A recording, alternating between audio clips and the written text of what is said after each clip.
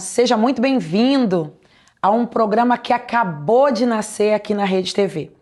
Nós estamos falando do programa que é o meu nome, né? Samantha D'Angelo. Qual é o intuito desse programa? Trazer você de casa, bem para perto de pessoas que são de Deus, que viveram histórias incríveis de superação, de conquista.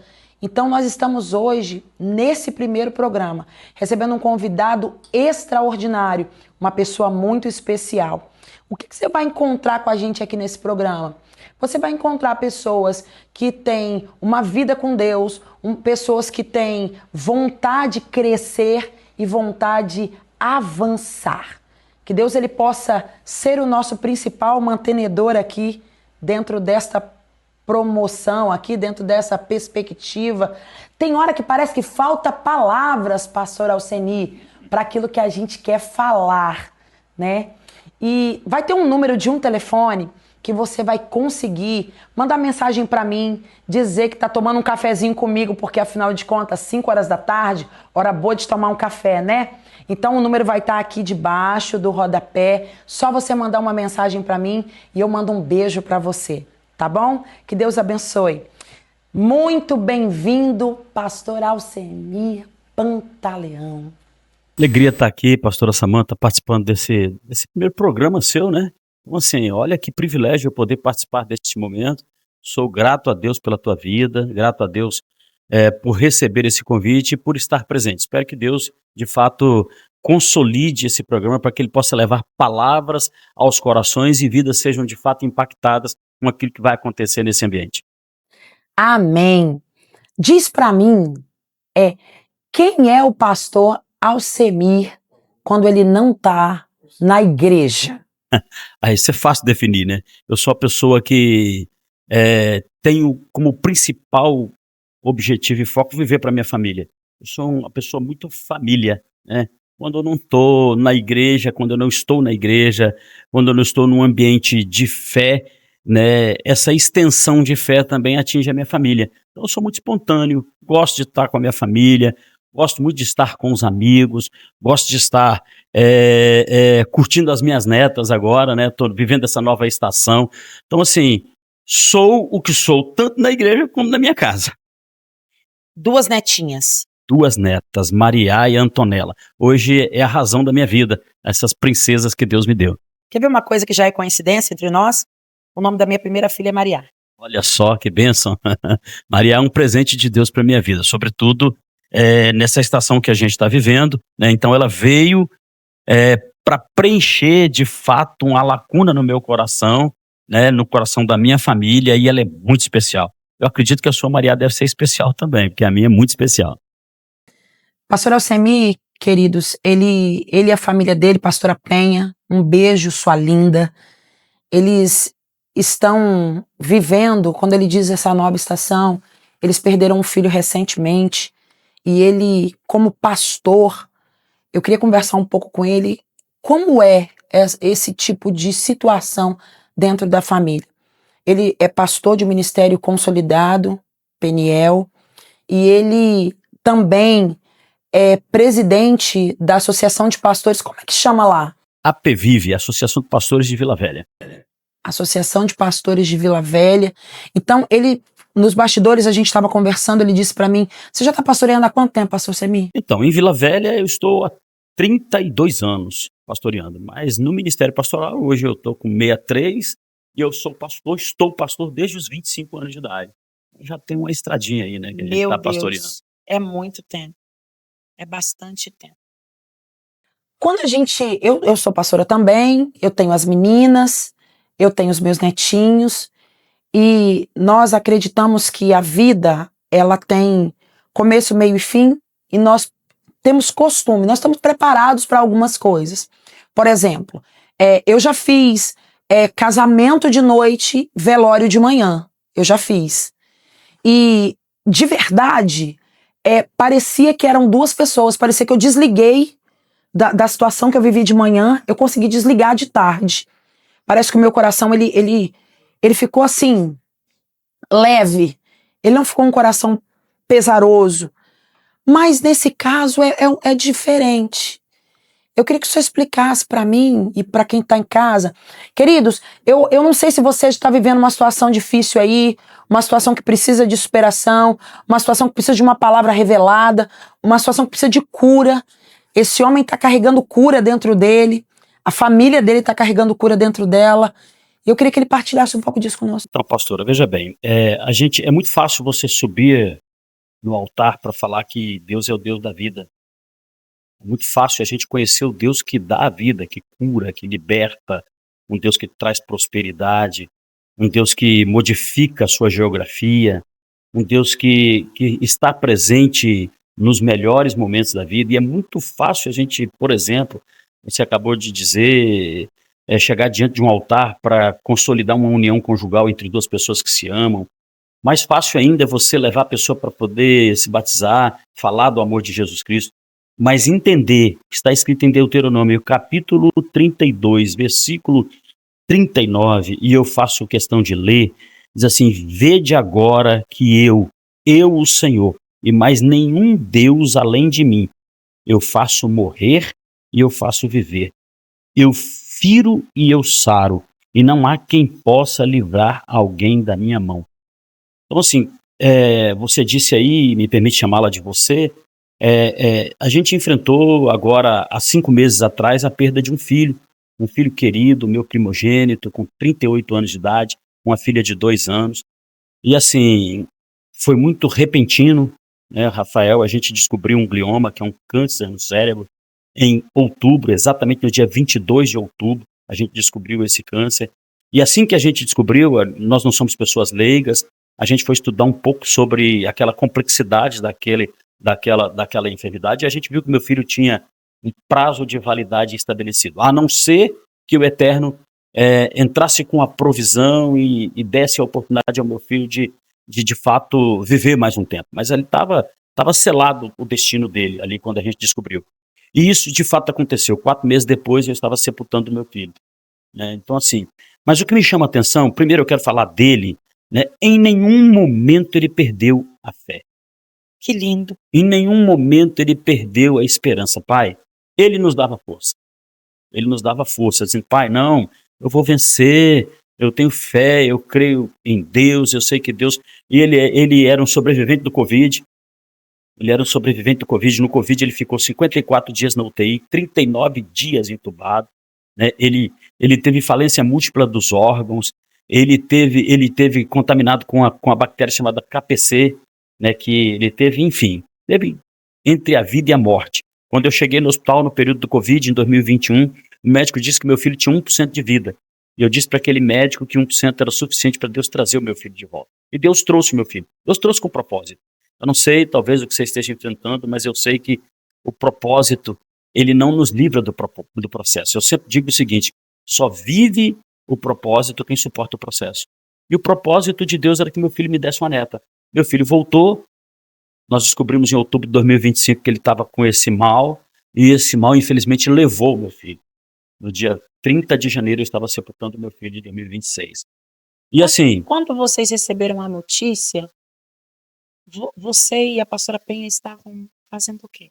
Então, eu estava chegando no meu sítio, minha nora me ligou, aliás, o chefe do meu filho era advogado, ele estava numa reunião online, e ele fez uma convulsão, e o chefe dele, colega meu, desse amigo, colega, ele me liga dizendo assim, perguntando se o Rafael tinha algum problema. Eu falei: não, é porque ele fez uma convulsão e ele está desacordado. Então eu retornei, fomos para o hospital e acompanhei a partir dali. No dia seguinte a gente já fizemos uma ressonância e descobriu que meu filho estava de fato com glioma. Aí foi todo um processo, ele passou pela cirurgia, né, ele fez uma biópsia e no resultado da biópsia veio que de fato era um grau 3 indo para 4, porque o câncer ele é medido por grau 1, 2, 3 e 4, ele estava com 3 avançando para 4. E no dia 28 de janeiro ele começou a passar mal, fez uma convulsão, nós levamos para o hospital, ele foi medicado, no dia 29, no dia 27, 26, salvo o melhor juízo, ele fez uma convulsão nos meus braços e ali ele dormiu para não acordar mais.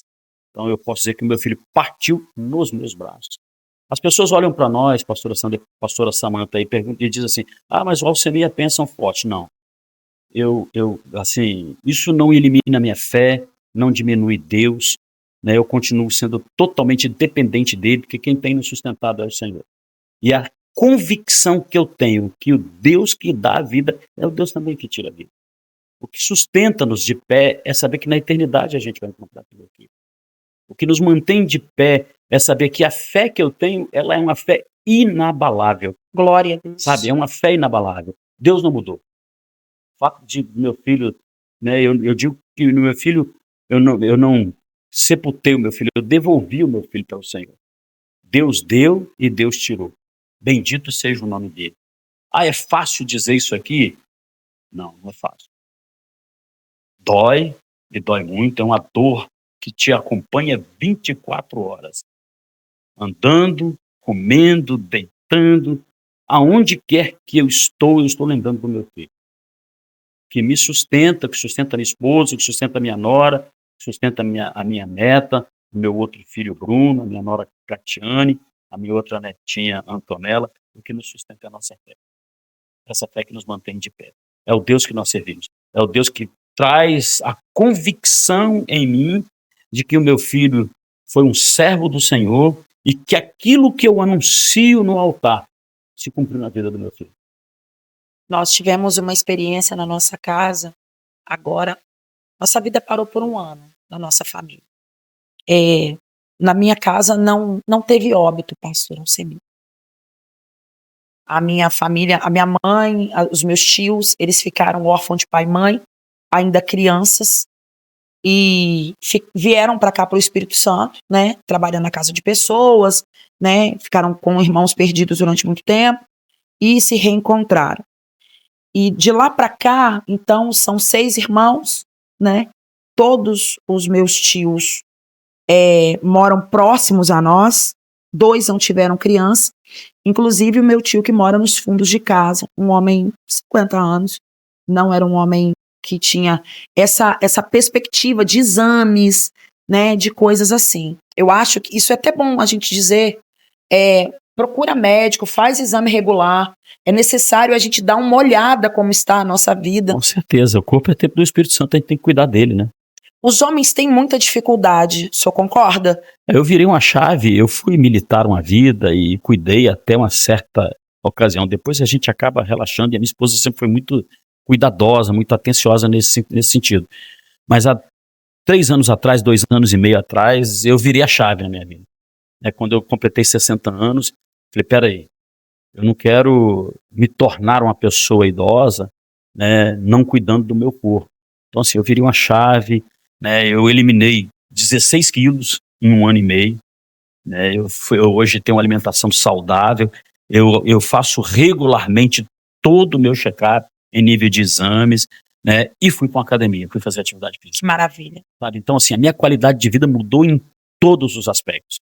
E a gente negligencia muito, sobretudo nós que somos da fé. A gente acha que eu tenho Deus é suficiente. Não, você tem aquilo que eu posso fazer, Deus não vai fazer por mim. Deus deixou os médicos. Né? Então, assim, a medicina está aí, então eu procuro, eu me cuido e é muito importante que as pessoas se cuidem. Na nossa família, os homens não tinham esse hábito, né, de cuidado. E aí, a minha mãe já é idosa, a minha tia é idosa, o meu outro tio que também mora lá próximo a nós é idoso, e esse, que é o irmão mais novo. E apareceu, né, 3 nódulos nele, 1 no pâncreas e 2 no intestino. Esses nódulos, eles eram malignos, né? Quando fez o exame, já deu que era maligno. E ali a nossa vida parou. Porque como todo mundo lá é idoso, eu e meu marido, a gente começou a dar assistência. A gente foi dar assistência. Então, a igreja foi muito parceira. Um beijo, comunidade catedral, foi muito parceira. Porque eles aguentaram um pastor que não estava tão presente, um pastor que não estava... Eu fiquei 1 ano sem dar escola lá na igreja, né? O pessoal me aguardando mesmo. Foi um tempo tão difícil que eu andei o tanto que... Eu sou muito leiga quanto a carro, essas coisas. Mas eu andei o tanto do carro com 60 dias, o tanto que troca o óleo do carro. Eu andei com 60 dias, de tanto que a gente andou. E nessa época, o Senhor falou comigo assim, não vai morrer não. E quando eu falava isso com o médico abriu óbito para ele 2 vezes. 2 vezes o médico abriu óbito. E quando isso aconteceu, eu falei com o médico, não falou comigo que morria? O médico riu, porque, como assim não falou pra você? Eu que sou o médico aqui, né? E a gente viveu muitas coisas, assim, intensas com o Senhor. O meu tio, ele não quis, né, uma aliança com Deus. Ele até aceitou Jesus, mas não quis caminhar. E o Senhor disse pra mim que aquilo que estava acontecendo com ele era para aumentar a minha fé. Não era bem para ele, era mais para nós, né? Ele foi curado. O Senhor fez uma cirurgia, os órgãos não estavam colando, né? E depois a gente viu os órgãos sendo colados e Deus trabalhou. Tá lá durinho, né? Igual um coco, Amém. né? E Deus fez na vida dele. Se você perguntar para mim assim, mas Samantha, por que que vocês foram tão para cima e a fé e tudo, né? Foi só por causa dele? Não. Porque a minha tia ficou muito mal, a minha mãe ficou muito mal, e eu vi a hora que eu perdia elas, né? Antes mesmo de acontecer qualquer coisa com ele. Num ambiente como esse, todo mundo adoece, né? Essa fala é muito importante. Num ambiente onde o câncer está, mais pessoas da família adoecem? Olha só, pastora, é muito interessante, porque assim, veja bem, em nenhum momento a gente perdeu a expectativa de que Deus, de fato, fosse curar o meu filho. E eu tenho alguns pastores amigos que são parceiros de oração comigo, e a gente tinha um grupo de pastores orando, e assim, é interessante que eu estava muito confiante que Deus ia curar o meu filho, muito confiante, porque a gente tinha vivenciado uma experiência em 2021, só que depois que ele fez a cirurgia, a gente não podia tratar desse assunto de maneira aberta com ele, até porque ele tinha muita expectativa de que ele, de fato, seria curado. Mas assim, sabe quando você está orando e parece que assim, há um silêncio? Parece que Deus não te responde. Aliás, assim, eu aprendi que no silêncio Deus está falando. Eu tenho vivenciado isso. O meu silêncio para com Deus, né? Porque assim, mas ele é pastor e tal. Olha, eu sou cheio de questionamento com Deus. Isso muda não. Sabe, tem perguntas, tem respostas que eu ainda não obtive de Deus. Sabe, meu filho deixar uma filha órfã, minha neta. Tem perguntas que eu continuo questionando e fazendo para Deus, mas que eu tenho certeza que eu não vou ter resposta aqui. E isso não elimina a minha fé, isso não elimina a minha confiança em Deus, isso não elimina que eu viva o meu luto, não elimina que eu viva o meu luto. Então assim, a gente só não adoeceu porque quem de fato foi a nossa segurança foi, e continuará sendo Deus. Então assim, imagina que, por exemplo, eu tenho que me segurar em alguns momentos, naturalmente, para não me emocionar. A minha neta tem 2 e ela é muito inteligente, 2 anos, muito inteligente, a Maria. Muito inteligente, ela vai fazer 3 anos, 2 anos e meio. A gente não mexeu em nada do meu filho. Nas roupas, nas coisas dele dentro de casa. Porque se vai mexer em alguma coisa, ela fala assim, não mexe, papai vai voltar. Meu Deus. Então assim, ela não deixa a gente mexer em nada, né? Papai vai voltar. E a gente explica para ela, nós tratamos de maneira muito transparente com ela, papai, ele não volta mais, a bolinha que ele tinha na cabeça não sarou, ele está com o papai do céu. Aí ela, criança, né, ela não tem ainda essa exata compreensão, mas assim, nós só não adoecemos nesse ambiente porque de fato fomos sustentados pelo Senhor. Agora, a gente vive o luto de maneira plena, sabe? O único lugar que Deus não permitiu com que eu saísse foi do altar. Essa era a pergunta que eu ia te fazer. Como tem sido pregar agora, falar de fé, falar do Deus que faz, quando Deus fez de uma outra maneira? Deus não fez. Eu não tenho nenhum receio de dizer, Deus não fez. Porque eu orei para que Deus fizesse. E eu fazer o quê? Curar o meu filho. E Deus não fez. Mas ele continua sendo Deus. Eu sirvo a um Deus que ele é soberano. Eu li aqui o texto de Deuteronômio, Deus dá a vida e Deus tira a vida. E eu entendi que a soberania de Deus, na sua essência, cumpriu na vida do meu filho. Deus não quis fazer. E ele continua sendo Deus. Quando Jó perde todos os seus bens, quando Jó perde toda a sua família, quando Jó vai às cinzas, a mulher dele vira para ele e fala assim, amaldiçoa o teu Deus e morre. A resposta de Jó foi, se eu recebi o bem de Deus, eu não vou receber o mal. Então assim, eu tenho hoje a plena convicção que o desejo do meu coração o desejo do coração da minha nora, da minha esposa, dos meus familiares. E o Rafael tinha uma maneira muito cativante de estar com todo mundo, né? Era de que ele estivesse aqui. Deus não fez, e ele continua sendo Deus. E quando eu vou ao altar, eu vou hoje, dor não se mede. Eu não posso medir a tua dor, a dor de quem está aí do outro lado, né? Que de repente está enfrentando apenas um problema financeiro. E o problema financeiro não tem nada a ver com Deus, que é ele que criou. Foi um péssimo mordomo, aí está cheio endividado, porque foi um péssimo mordomo, não soube gerenciar o que Deus deu. Talvez enfrentando uma dor de cabeça, né? Talvez enfrentando um problema no relacionamento conjugal, e que a responsabilidade é nossa, não é de Deus, né? E eu não posso medir. Talvez a dor de alguém que está enfrentando um problema no casamento seja maior que a minha, eu não posso medir.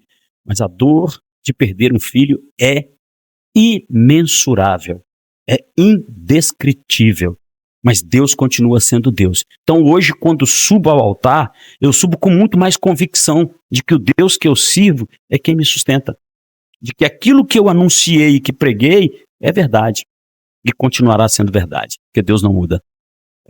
Para finalizar, quando Jesus aproxima com os discípulos com um discurso muito duro demais, ele vira para os discípulos: e aí, vocês não vão embora também não? E aí a resposta de Pedro é uma resposta que vem ao encontro daquilo que eu estou vivendo. Para onde irei eu, se só Deus tem palavra de vida eterna? É só nele. Quem reconhece Deus não tem substituto para ele. Eu não tenho substituto para Deus. Eu estou aqui com o pastor Alceni e eu gostaria de te convidar para um breve comercial, e na volta a gente volta falando de projetos novos, de possibilidades infinitas a qual o Senhor quer entregar na mão dele. Te aguardo.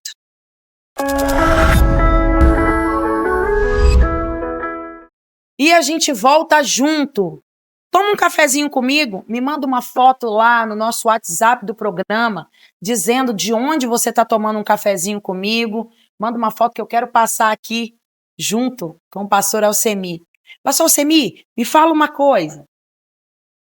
coisa nova que nasceu aí dessa dor. Então, na realidade, assim, a palavra de Deus diz que o Senhor faz nova todas as coisas, né? E Ele, de fato, nos renova. E o fato de já estar vivo já é uma novidade.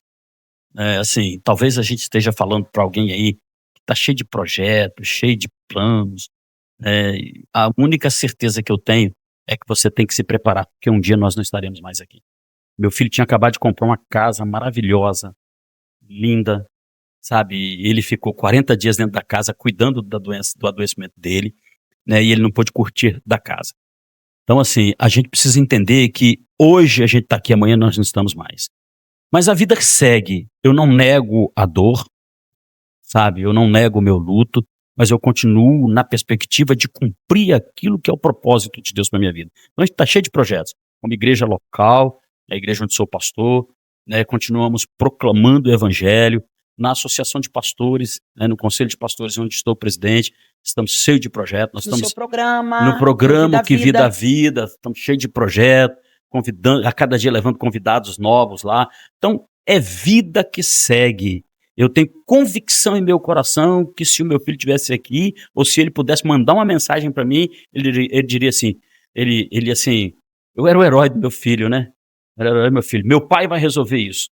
Um homem com 38 anos de idade, eu tenho com o Bruno, meu filho, que é pastor também, uma relação de amizade. Os meus filhos são meus amigos, Rafael era meu amigo, sabe? Antes de ser filho, nós tínhamos liberdade um com o outro, uma liberdade cerceada pelo respeito.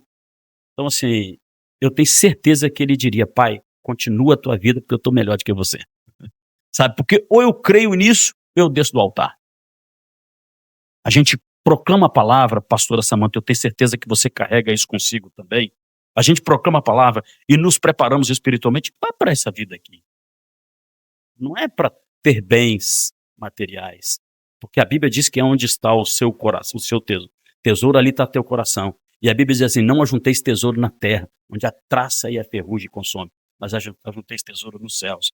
Meu filho tinha um monte de tesouro e ele recebeu herança. Que coisa linda. E a herança é a vida eterna. Então, isso me move, isso não me faz parar. É a convicção de que eu proclamo o evangelho, não é para essa terra, é para o céu. Claro que eu não estou pregando a teologia da miséria, que você não deve possuir, que você não deve ter. Isso é consequência da mordomia de servir a Deus, mas o maior tesouro que nós temos é a eternidade. E eu vivo pela eternidade, eu proclamo a eternidade. Então, assim, o meu projeto é continuar falando do amor de Jesus e que Jesus é o caminho, Jesus é a verdade e Jesus é a vida. Daqui, nós vamos lá para o YouTube. Então, segue as nossas páginas no Instagram, no YouTube, para que você possa acompanhar a entrevista completa. Nesse tempo, nós sabemos de uma coisa: o Senhor é bom e a sua misericórdia dura para sempre. O Senhor sempre tem um mais para liberar sobre a sua vida, sobre a sua casa e sobre a sua família. Eu recebi aqui, estou recebendo aqui, nesse programa, pastor Alcemir Pantaleão, um homem de Deus, um homem que tem muita experiência em várias áreas da vida dele, e eu queria continuar esse assunto com ele lá no YouTube. Lá nós vamos estar com a entrevista completinha. Vem junto, não fica ocioso em casa. Lá eu vou fazer uma oração para a gente finalizar. Então, assim, eu vou terminar aqui, né, dentro da programação, liberando para você uma canção linda do Ministério Uma Só Chama, e eu queria que você curtisse ela comigo, em nome de Jesus. Escuto passos fortes que tremem toda a terra. Quem não temerá o seu nome? Quem não glorificará o seu nome? Rugiu o leão, quem não temerá? Bradou o Senhor, quem não profetizará? Rugiu o leão, quem não temerá? Bradou o Senhor, quem não profetizará? Rugiu o leão, quem não temerá? Bradou o Senhor, quem não profetizará? Rugiu o leão, quem não temerá? Bradou o Senhor, quem não profetizará?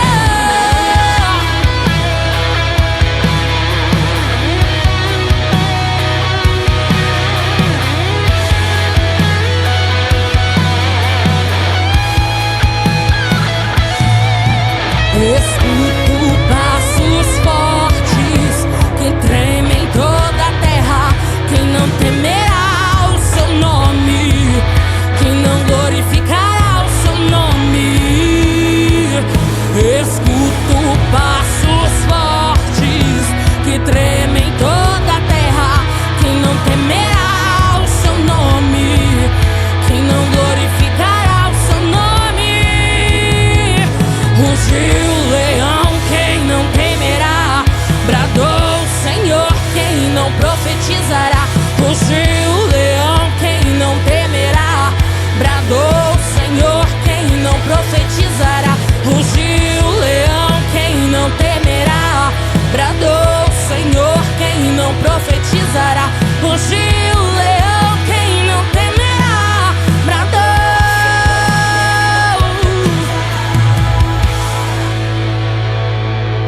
O Senhor dos exércitos ainda uma vez fará tremer o céu, tremer a terra e o mar. O desejado das nações virá. O Senhor dos exércitos ainda uma vez fará tremer o céu, tremer a terra e o mar. O desejado das nações virá. As nações se prostrarão, o cetro não se afastará de Judá, até que venha aquele a qual os reinos pertencem. Ele está vindo, eu reconheço seus passos. O leão rugirá, marcará o seu território, e se ouvirá em todos os povos, todas as línguas e nações. O dia do Senhor chegou, o juiz está à porta. O rugido já se pode ser sentido na adoração dos santos, do clamor dos que gemem, na sede dos que esperam. Ouçam os passos do leão ecoam. Ouçam os passos do leão ecoam. Ouçam os passos do leão ecoam. Aqui.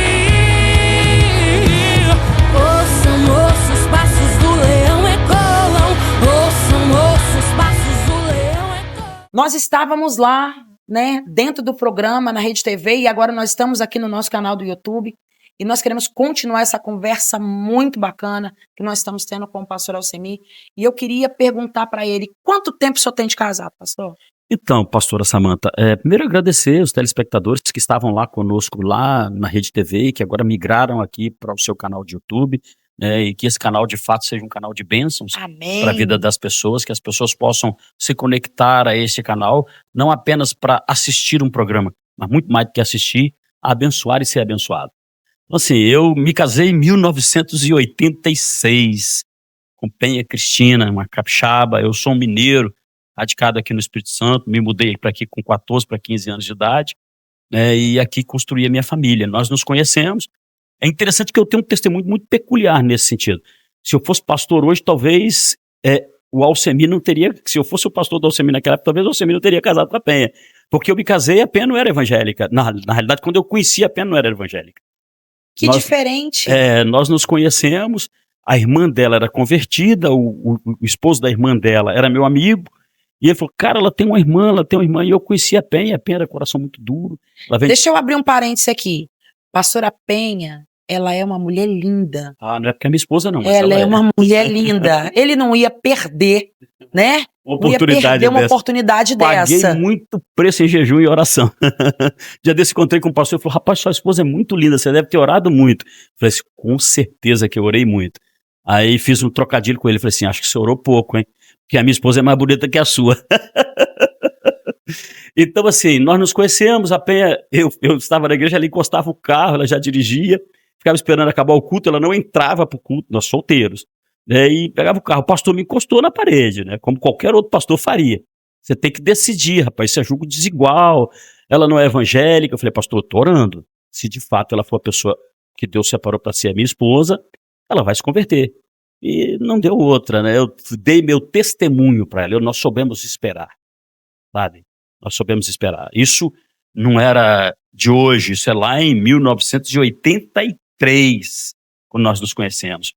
Nós tivemos um relacionamento saudável, sabe? Nós fomos ter relacionamento sexual depois do casamento. Então, pastor Alcemir, olha que coisa tremenda que o senhor está contando aqui. Você, um homem que já frequentava a casa do Senhor, já era pastoreado por alguém, se relacionou com uma moça que não era cristã, que poderia sim ter corrompido o Senhor. Sim, naturalmente. Mas o Senhor, sabendo da sua posição, daquilo que... Às vezes a gente não sabe o que Deus tem pra gente. É porque Deus é presciente, né? Ele conhece o amanhã. A gente sabe de hoje, mas Deus sabe de amanhã. Então, quando Deus tem propósito, Ele não une pessoas, Ele une propósitos. Então eu creio muito que Deus nos uniu com propósito. Penha hoje... Eu posso afirmar aqui para vocês, a pastora Samanta conhece, ela não é parte do meu ministério, ela é o meu ministério. Se eu tenho filhos, né, compartilhei no primeiro bloco aí, da perda do meu filho, meus filhos são homens de princípio, eu atribuo isso primeiro a Deus e depois a minha esposa.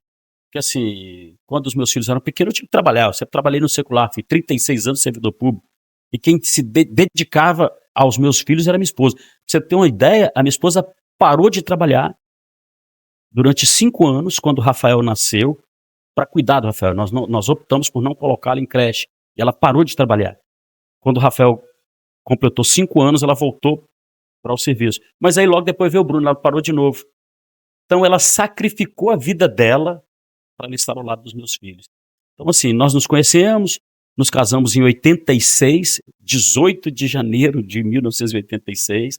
E de lá para cá, temos construído a nossa vida. Tem sido fácil? Não. Tivemos alto e baixo no relacionamento? Naturalmente, como qualquer casal.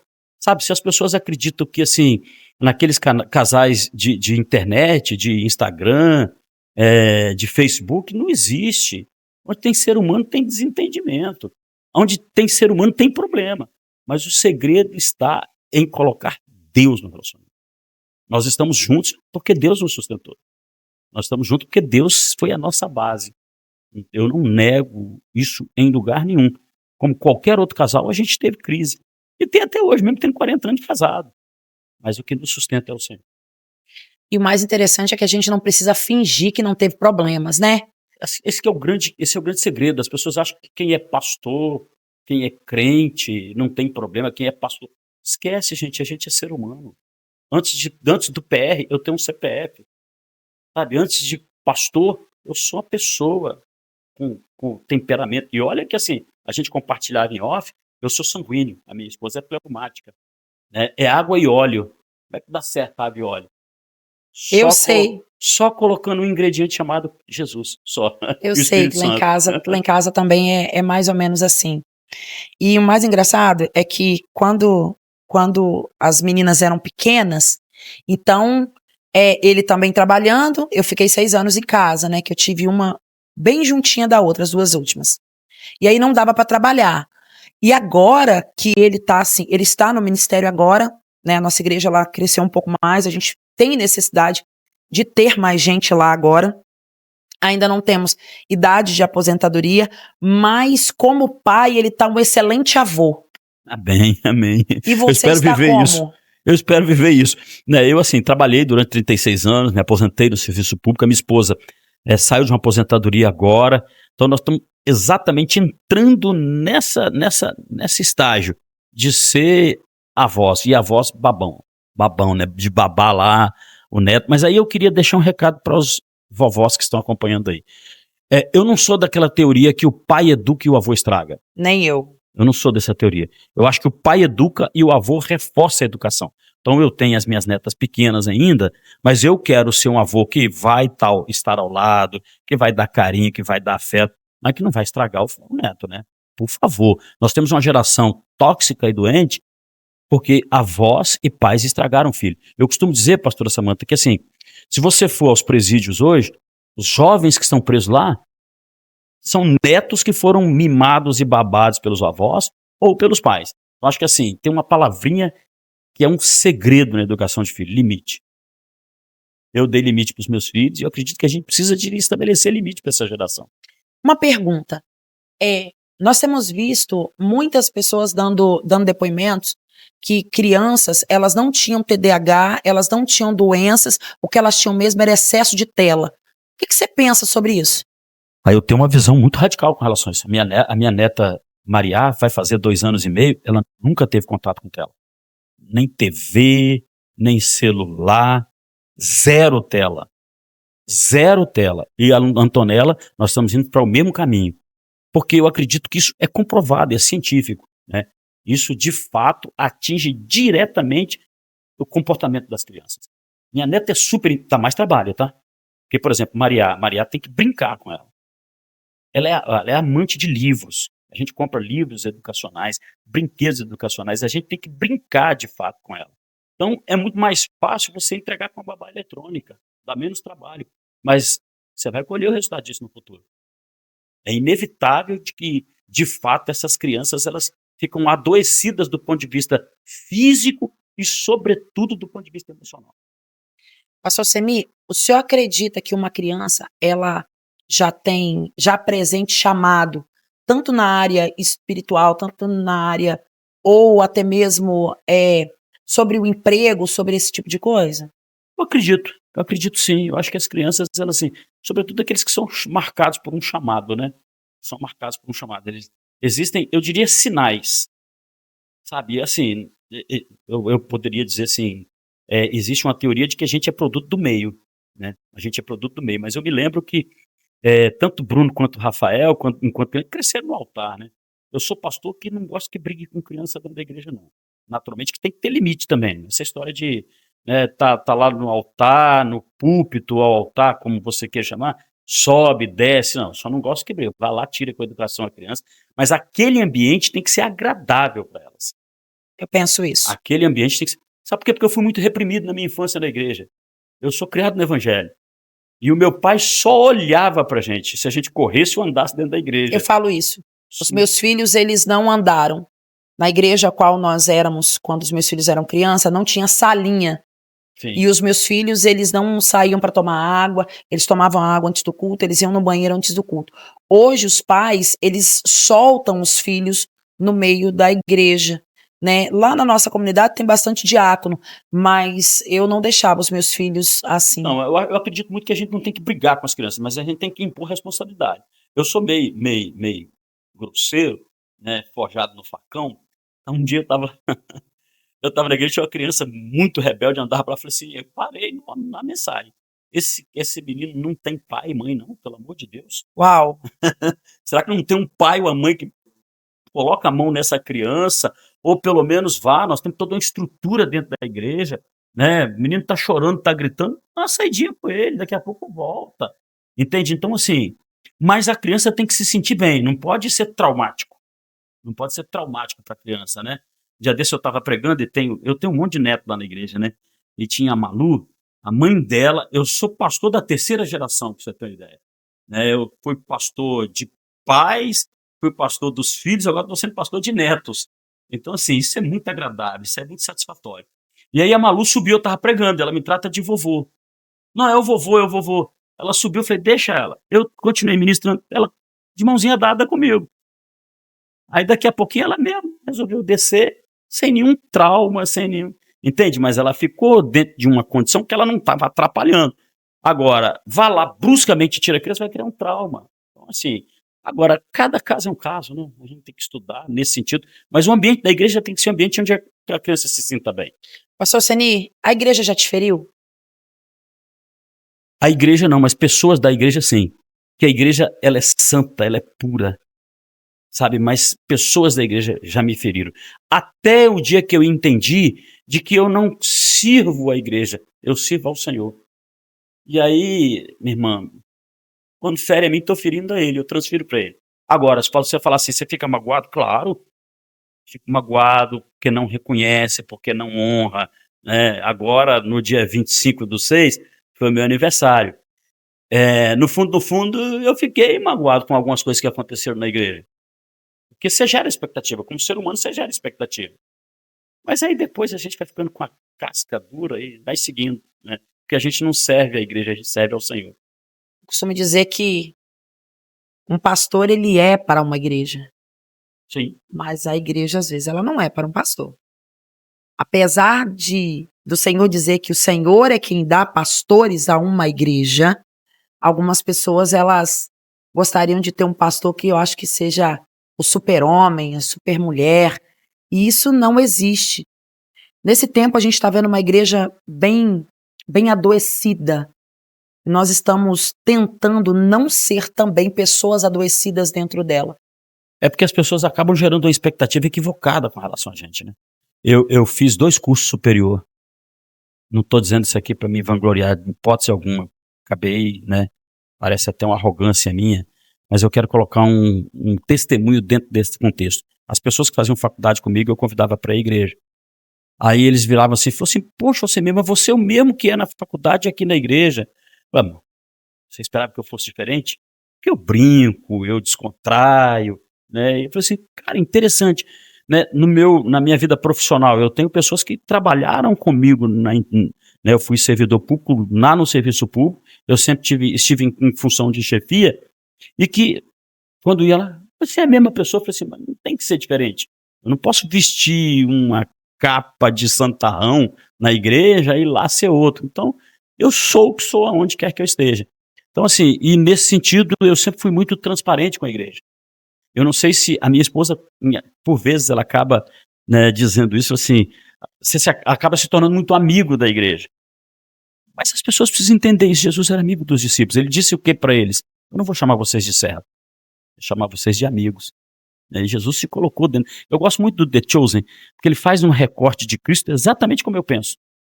Descontraído, aquela pessoa que está do lado, né? Não é aquela voz impostada, eu sou filho do homem. Não, Jesus era Cristo, né? O amigo dos discípulos. Eu acredito muito que como líder a gente precisa ser amigo, mas se precisar de corrigir, eu corrijo. Se precisar de jogar pesado, eu jogo. Sabe, eu costumo brincar com as ovelhas assim, não sabe brincar, não desce pro play, senão eu vou ser pastor teu. E aí, quem tem o temperamento da gente chega nesse nível é pior. Você acha que dá pra gente chamar as pessoas de amigo, levar pra dentro de casa e ter realmente esse relacionamento com elas? Porque eu vejo até por João, né? João era primo de Jesus. E por ser primo de Jesus, ele não acreditou de cara, mesmo vendo, né, abrindo, dizendo, esse é meu filho amado, de quem tem o meu prazer, né, mesmo ouvindo a voz, João, ele manda perguntar, é você mesmo que nós estamos esperando? Isso é desonra, você sabe que é desonra. Pastora, Tiago Brunet, né, ele é um escritor e ele qualifica essa questão de amigo em 3 blocos específicos. Ele chama de amigos estratégicos, amigos necessários e amigos íntimos. Então todo mundo pode ser meu amigo. Agora eu vou qualificar, vou usar aqui Tiago Brunet, eu vou qualificar ou como estratégico, e Jesus tinha um monte de amigo estratégico. A Bíblia diz que era mais de 400 que seguiam ele. Né? Tanto que eu citei aqui no discurso duro, os estratégicos foram embora. Estavam ao lado de Jesus por algum objetivo, com algum objetivo. E existem pessoas que aproximam da gente ministerialmente falando com algum objetivo. Eu posso qualificá-los como amigo, mas são estratégicos. Querem me usar? Também vou usá-los. Sabe? Eu sou muito transparente com relação a isso. Porque a vida é um jogo de interesse, né? Então tem algum interesse, eu vou me aproximar do Alcemir porque tem algum interesse. Pode vir, meu amigo. Se alguma oportunidade eu puder usar a sua influência também, eu vou usar. Ponto. São os amigos estratégicos. Jesus tinha um grupo, Tiago Brunet que diz isso, estou reforçando. Jesus tinha um grupo de amigos chamados necessários. É aquele que você fala assim, vamos fazer um churrasquinho? Vamos descontrair, não vamos falar de ministério agora não. Vamos falar do jogo do Brasil domingo, né? Vamos falar da Noruega, daquele maluco lá da Noruega, que eu não vou me submeter a dizer o nome dele. Sabe, você se descontrai, desarma um pouco. São amigos necessários, te ajudam a desopilar o fígado, né? Desopilar o fígado. Mas amigo íntimo, Jesus tinha pouco. Era João e Pedro. Tanto que quando ele vai para o Monte Olé, ele só leva João e Pedro. Esses eram íntimos dele, tanto a ponto que Jesus, quando foi para a cruz, ele chama João e pede o quê, João? Cuide de quem? Da minha mãe. Pede Eis João. aí a sua mãe. Eis aí a sua mãe, porque era íntimo. Então assim, eu não levo para dentro da minha casa amigos necessários. Eu vou para um clube, eu não levo para dentro da minha casa amigos estratégicos, eu levo quem é íntimo. Sabe? E hoje são poucos os amigos íntimos, mesmo eu sendo pastor. São poucos os da igreja, com muito respeito, que vão para dentro da minha casa. Sim, sim. Há pouco tempo eu atendi uma moça e ela veio de uma outra igreja e ela disse para mim assim, pastora, eu tenho o seu telefone, eu sei onde você mora. O pastor que era o meu pastor, eu clicava assim no negócio do prédio dele e ele falava comigo só pelo interfone, não me dava oportunidade de mais nada. E eu nem questionei porque, de repente, ele já tinha toda essa explicação dentro dele, né? Uma coisa que a gente ainda está caminhando. Mas me conta rapidinho, como é que é essa história de palanque e você embaixo orando, né? E os amigos convertendo, como é que é isso mesmo? Então, a gente já vivenciou tanta coisa, né? A gente já passou por estágios do ponto de vista ministerial muito interessante. A gente começou lá nos anos 90, quando por exemplo, algumas denominações não levavam nem bateria para dentro da igreja, nem guitarra. Né? E eu me lembro que a gente começou, nós éramos ligados a um ministério de São Paulo, nós começamos em Vitória, especificamente em Jardim da Penha, e a gente fazia tanta coisa pelo reino. Nós somos a primeira igreja a alugar o Álvares Cabral, o ginásio do Álvares Cabral, para fazer o evento, eu uso essa expressão para maluco mesmo, rock pesado gospel. Trouxemos uma banda de São Paulo, a menina tinha mais tatuagem de que o mapa do Brasil. Mas essa mulher foi uma mulher usada por Deus para dar uma palavra profética para mim, que até hoje, mais de 30 anos depois, Deus tem cumprido as palavras que ela me entregou. Então a gente fez muito evento. Nós somos pastor Carlos Júnior, né? Nosso amigo. Amigo nosso. É um maluco. Ele era maluco, não era convertido. A gente fez um evento chamado em Vitória, Rua da Lama. Nós fizemos na época a oficina G3. Era Manga, era o vocalista da oficina G3 e ele se converteu ali. Sabe? Claro que ele foi discipulado na denominação que ele está, mas a experiência com Cristo foi ali. Então a gente já viveu tudo que é experiência que você possa imaginar. Fizemos um evento em Guarapari, na beira da praia, em Jacaraípe, e assim, tá um dia lindo, daqui a pouco o tempo fechou. E chuva. Assim, aí vivenciamos essa experiência, juntamos uma galera, começamos a orar. Senhor, nós temos fé, nós temos propósito, nós estamos aqui com um propósito. Imediatamente a chuva cessou. Assim, Glória a a gente Deus. já viveu cada coisa no reino. A gente precisa exercitar a nossa fé, sabe? Essa galera que está chegando aí precisa entender de que quem nos trouxe até aqui é aquele que vai continuar. Então, assim, eu costumo brincar com os pastores, mas nós temos que respeitar a história. Nós já fizemos atos proféticos. Eu me lembro que o estado do Espírito Santo passava por um momento, assim, mas muito ruim. Envolvido na corrupção. A gente juntou como APEGV, eu era o vice-presidente da APEGV. O que é isso? Associação de Pastores da Grande Vitória. Saudoso pastor Silas era o presidente. Nós fizemos um ato profético, pegamos um burrinho, colocamos um mapa do Espírito Santo no lombo desse burro, entramos numa marcha profética com 5.000 pessoas na Avenida Jerônimo Monteiro. Entramos com ela até a Praça 8, dobramos o nosso joelho, ungimos o mapa do Espírito Santo. Houve uma virada de chave na política do Espírito Santo. E o Espírito Santo começou a avançar e crescer. Então, o resultado que está aí hoje é o que nós plantamos lá atrás.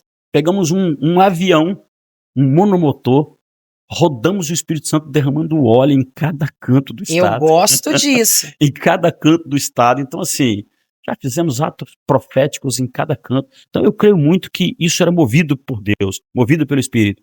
E hoje nós estamos colhendo resultados. O Espírito Santo hoje é um dos países saneado no sentido financeiro, é um estado que tem dado exemplo para o país, mas alguém plantou isso espiritualmente lá atrás.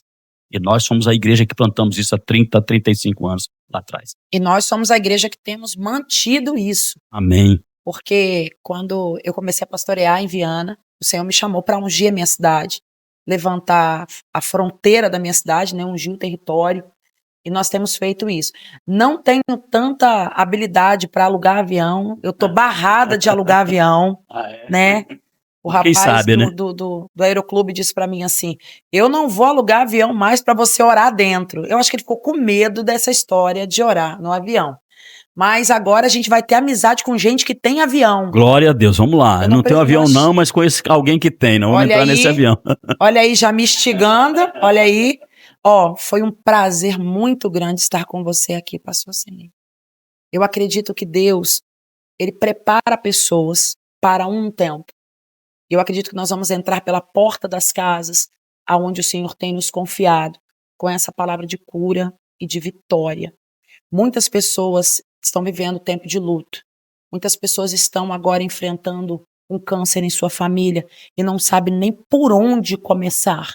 Eu queria que você deixasse uma palavra para elas de esperança, de esperança. Pastora, deixar uma palavra de esperança, sim, porque aconteceu uma coisa comigo, aconteceu outra com você. Mas o Deus que nós servimos ainda é o mesmo. Amém. Pastora Samanta e aos telespectadores aí que estão nos acompanhando, eu tenho na igreja onde sou pastor 3 pessoas que foram curadas de câncer por Deus e que Deus usou a minha vida para orar para essas pessoas. Estão lá conosco. A irmã Noemi tem atestado médico, tem comprovação médica, tem o Vander, esses 2 me vêm agora à memória, eu me lembro o nome deles. E assim, eu questionei Deus, Senhor, mas eu não orei e o Senhor curou. Não foi eu que curei. Entenda o seguinte, tem muita gente aí arvorando e buscando para ele a capacidade de cura. Nós não podemos nada, sabe? Ele pode tudo, é sobre ele, não é sobre nós. Então assim, mas a gente questiona, eu continuo vivendo o meu luto, continua doendo e dói muito, sabe? Não é pouco não, dói, sangra, é uma dor que te rasga dentro de você, sabe? Eu continuo crendo que o Deus que usou-me para orar por aquelas pessoas para serem curadas de câncer continua curando. Eu continuo cheio de questionamento com Deus, por que ele não curou meu filho? Mas na eternidade, ou talvez nem lá na eternidade eu vou ter resposta, mas eu continuo crendo que Deus é soberano. Não desista. Se você está enfrentando uma doença, um câncer, se você está enfrentando um problema, de que ordem quer que seja, continua crendo que Deus tem poder para curar. Deus é o dono da vida. Ele dá a vida e ele tira a vida. Continua crendo que ele tem poder para solucionar o problema, por pior que seja na tua vida. Mas mesmo que ele não cure, Sabe, quando a gente estava lá orando pelo meu filho, e tem um detalhe muito interessante, eu velei o meu filho durante 4 dias no hospital, porque ele foi diagnosticado com morte Como é cerebral. isso? Ele foi diagnosticado com morte cerebral no domingo à noite, quando eu levei ele para o hospital. E para fechar um diagnóstico de morte cerebral, você precisa de 3 médicos para poder fechar o diagnóstico. Meu filho estava morto, o cérebro e o corpo para baixo todo vivo, porque ele teve morte do tronco cerebral. Então você olhava para ele, eu, minha esposa, meu filho e o apóstolo Marcos, que é um amigo, que é quem acompanhou, a gente não quis que outros acompanhassem, e ele ali no hospital durante segunda, terça, quarta e na quinta-feira. Aí na quinta-feira eu orei e falei assim, eu libero a vida do meu filho. Porque não fechava, tem que estar com todos os parâmetros para desligar o aparelho, porque ele já estava morto. Para desligar o aparelho. Nós sofremos esse processo durante 4 dias. E no 4 dias eu coloquei aquela música do Thales, Mesmo Sem Entender. Fala comigo essa canção. Eu coloquei aquela canção, me lembro como se fosse agora, ali nos pés do meu filho, nós demos as mãos e falei, meu filho, você está liberado. Mesmo que eu não entenda, mesmo que esteja doente, você está liberado. E ele deu o último suspiro e descansou nos braços do Pai. Não foi preciso desligar aparelho, não foi preciso de diagnóstico, foi suficiente para que os anjos do Senhor o pegassem e o levassem para a presença do Senhor. Meu Deus. Então, mesmo que você passe por qualquer coisa, Deus continua sendo Deus. Ele não mudou. Sabe, ele é o Deus que um dia salvou a minha vida. Deus que um dia me libertou. Deus que um dia trouxe meu filho, sabe, lá do Covid, para me dar uma neta. E eu continuo seguindo no propósito. Então, no propósito, não desista. Deus tem poder de te curar. Ele é o médico dos médicos. A palavra de Deus diz assim, verdadeiramente, ele levou sobre si todas as nossas dores. Nós que o reputávamos por aflito, ferido de Deus e oprimido, mas ele foi ferido pelas nossas transgressões. O castigo que nos traz a paz estava sobre ele, e pelas suas pisaduras nós somos sarados. Deus continua curando. Creia nisso. Mas se você está orando por um ente querido, por um parente, mesmo que ele não seja curado, mesmo que você não seja curado, há uma eternidade te esperando. A morte não tem poder de nos vencer. O apóstolo Paulo fala isso. Morte, onde está a morte? Tragada foi a morte na vitória. Para nós o morrer é Cristo. Por isso que ele diz assim, eu não sei se quando ele tem aquela revelação dos céus, ele diz assim, eu não sei o que eu quero, eu não sei se eu quero viver, se eu quero morrer, mas não importa, se vivemos, para o Senhor vivemos. Se morremos, para o Senhor morremos. Quer vivamos ou morramos, nós somos do Senhor. E é isso que nos sustenta. Deixa o seu pedido de oração aí. Vou te dar um instante para você deixar o seu pedido de oração. E o pastor Alceni, ele mesmo vai orar por nós, Amém. despedindo desse programa lindo, em nome de Jesus. Pai, nós te louvamos. Louvamos pelo dom da vida. Aleluia. Louvamos pelo ar que nós respiramos. Glória a Deus. Eu te louvo, Senhor, por este processo que eu estou passando por ele junto com a minha família. Eu te louvo porque o Senhor deu vida ao meu filho. O Senhor permitiu com que ele permanecesse conosco até o tempo estabelecido na agenda dos céus para a vida do meu filho. E que o Senhor possa dar força a mim e a minha família para que a gente continue vivendo o propósito. Mas eu quero apresentar cada um daqueles que estão acompanhando este programa. Quero apresentá-los diante do Senhor. Pedir ao Teu Espírito Santo que visite essa vida agora. Em sua casa, na sua vida, na empresa, aonde quer que eles estejam. Tudo que com eles se relacione possa ser tocado pelo Teu Espírito. Aonde o Espírito toca tem vida. Tua palavra diz que o profeta chegou diante daquele vale de ossos secos e o Senhor mandou assoprar vida sobre eles. E a vida entrou em cada um daqueles ossos e eles foram formando um grande exército. Eu quero liberar sobre esta casa a vida de Deus. Onde houver desânimo, o Senhor há de trazer ânimo. Onde houver descrença, incredulidade, o Senhor há de trazer credulidade. Onde houver coração desistindo de viver, o Senhor há de trazer vida novamente. Porque esse é o Deus que servimos. Toma a vida da pastora Samanta, este programa, toma todos nós em tuas mãos e nos guarda debaixo da mão potente do Senhor. Em nome de Jesus. Na próxima semana nós estaremos junto com outro convidado muito especial. Que Deus possa abençoar você e sua casa e toda a sua família. Tudo aquilo que pertence ao seu nome e ao seu sangue. Em nome de Jesus. Um beijo.